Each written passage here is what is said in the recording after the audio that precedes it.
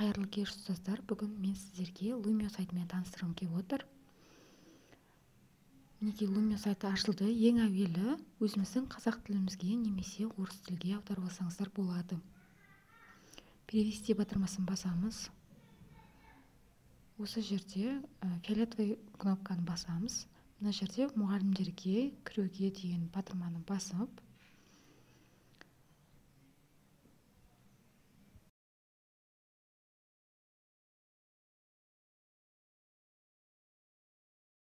келесі бізде осындай бет ашылады, яғни бұл сайтқа тіркелетін боламыз. Мына жерде Google почтамызды жазамыз. Немесе Microsoft почталарыңызды жазып кірсеңіздер болады. Мен Google аккаунтпен кіретін боламын. Мінекей Google аккаунт тіркеліп тұр. Осы жерде өзімнің аты жөнімді басып тіркелетін боламын. Келесі взрослый батырмасын басып, осы жерге өзіміздің аты жөнімізді жазатын боламыз. Және де өзіміздің қаламызды немесе елімізді енгіземіз. Қазақстан деп мінекей жазылып тұр екен. Келесі осы жерде келісемін деген екі батырманы басып, птичканы астына готовая батырмасын басамыз.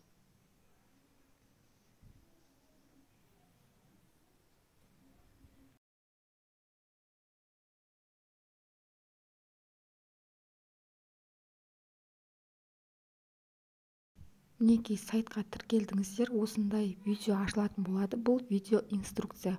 Осы сайтты қолдану жолын ағылшынша немесе орысша көрсететін болады. Бұны өшіреміз, X-ті басып, келесі осы жерде позже батырмасын басамыз.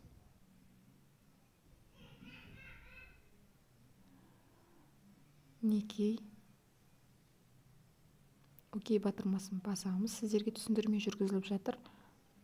Мынау идентификатор номер. Егер де балаларға бірдеңе көрсететін болсаңыздар, осы жерде кодты беріп, балаларды қосып немесе ашып бере аласыздар. Келесі осы жерден создать батырмасын басып,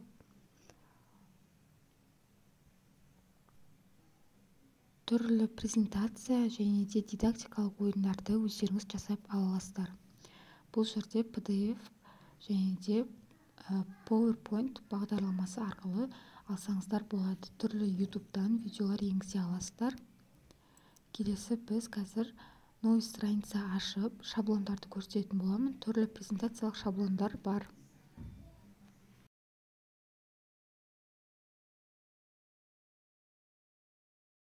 Өздеріңізге ұнаған шаблонды алып, неге мен осыны таңдаймын. Енді осының үшін беттерін ауыстырып қойсаңыздар болады. Немесе ұнаған бетті таңдап алып, соған өздеріңіз жазу жазып, оқушыларға көрсете аласыздар. Яғни сабаққа қолдана аласыздар.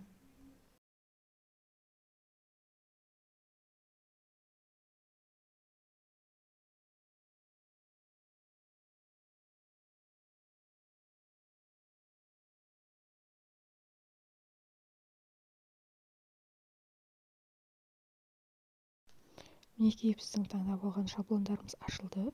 Енді осы жерде следующий окей батырмаларын басып, осы шаблондарды редактировать етеміз. Мысалы, монстр деген сөздерді ауыстырып, осы жерге өзімізге қажет сөздерді жазып алсақ болады. Қазір осыны өзгертіп көрейік.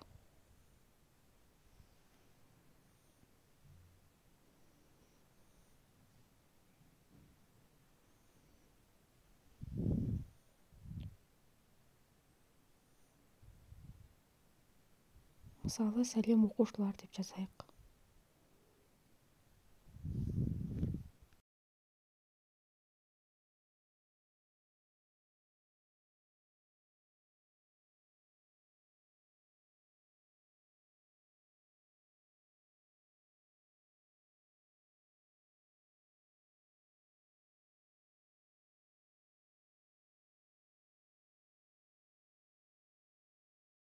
Келесі осы бетті басып, осы жерде түрлі фигураларды қоса аласыздар, немесе осындай стрелкаларды қоса аласыздар. Және де мынау А әрпін басып, жазу жаза аласыздар, өшіріп, және де қаламсаппен жазып көрсете аласыздар. Мысалы, осы бетті де өзгертіп, өз қалауларыңызша сөздерді енгізе аласыздар. Ең соңында сохранить батырмасын басып, сохранить ете аласыздар.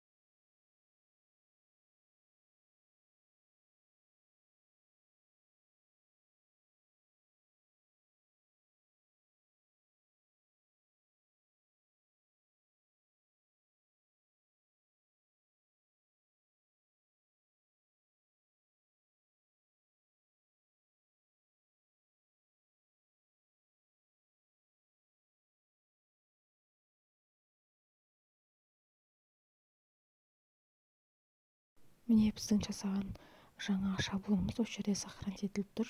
Енді сіздерге қазір дидактикалық ойынды создавать етуді көрсетемін.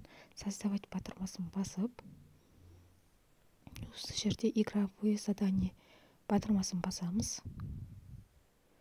Келесі бізде осы жерде түрлі ойындар бар дидактикалық. Осыларды қолдансаңыздар болады. Мен осы жерде игровой шоу ойынын сіздерге қазір жасап көрсететін боламын.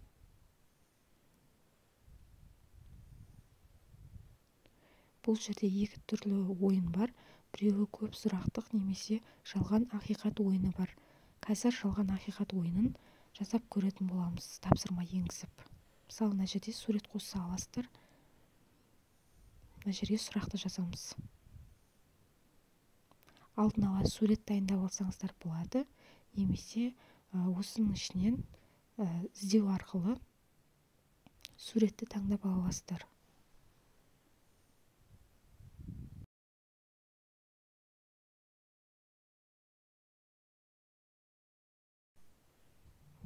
Мынау сазан балық па? Келесі суретті таңдаймыз. Осы жерден өзіңізге қажет суретті іздеп алсаңыз болады, немесе өзіңізге ноутбукқа сохранить еткен суреттеріңізді қоя аласыздар. Қазір мен өзім алдын ала суреттер дайындап алдым, соны салатын боламын.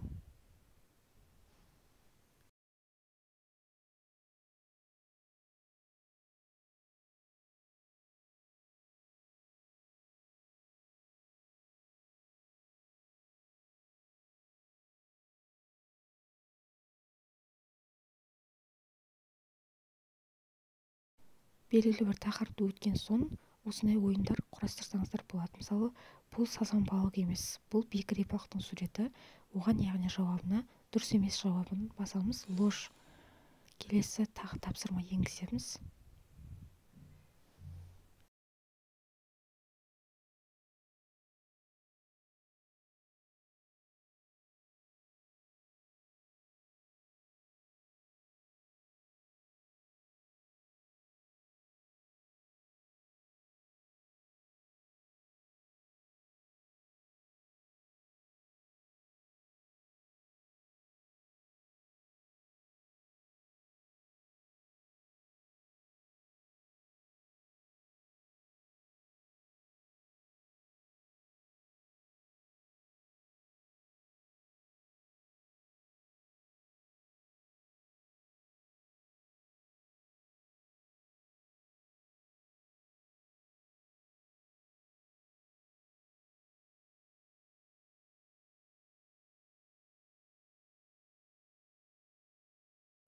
Келесі бізде тағы сурет енгіземіз. Енді киттің суретін енгізетін боламыз.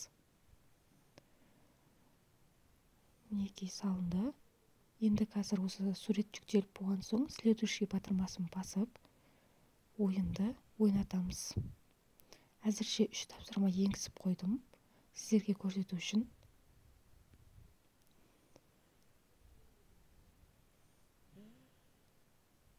Алдыңғы салынған 2 суретіміз жүктеліп қойылған. Енді осы сурет жүктелсе ашылатын болады. Бұл кит па? Суретте киттің суреті я. Дұрыс жауабына я деп жазамыз. Готово батырмасын басамыз.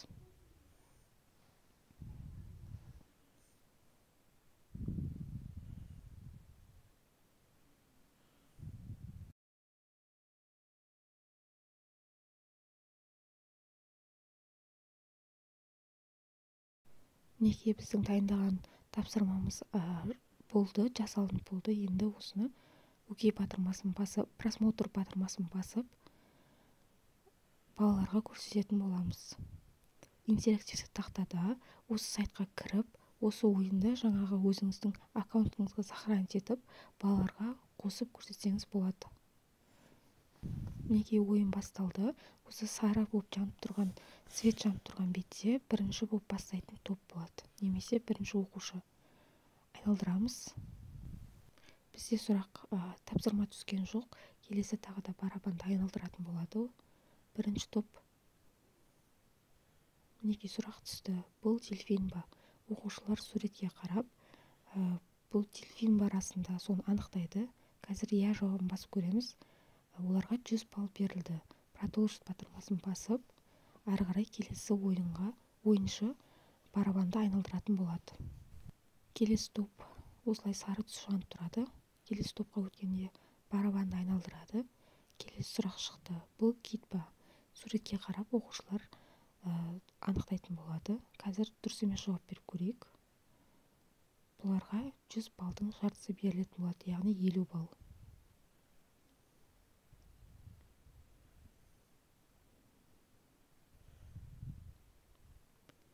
Келесі тағы да айналдырып көреміз. Бірінші топ тағы да айналдырады. Бұл негізінде топтық ойынға жақсы болып келеді.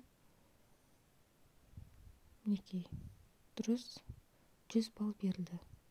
Продолжить батырмасын басып, көп сұрақтар, тапсырмалар енгізіп, осылай оқушыларға қызықты сабақ өткізсеңіздер болады. Назарларыңызға рахмет. Сіздермен ұстаз KZ.